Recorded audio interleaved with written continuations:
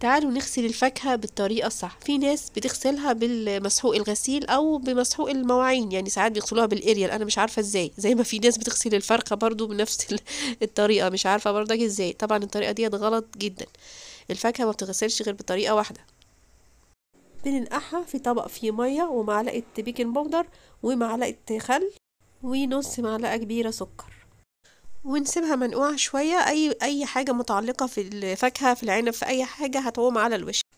بعد كده هنشطفها بالمية كويس أكتر من مرة ونصفيها. ده بالنسبة لكل أنواع الفاكهة. هتلاقي الفاكهة نعنعت كده وبقى شكلها جميل. أي حاجة بقى في الخوخ، في التفاح، الحاجات اللي هي مكان العنقود كده بتكون مستخبية هتطلع على المية. بالنسبة بقى للفراولة، لو غسلناها بالطريقة دي مش عايزة أقول لكم، يعني هتشوفوا كائنات أول مرة تشوفوها بالعين المجردة، هتتفاجئوا.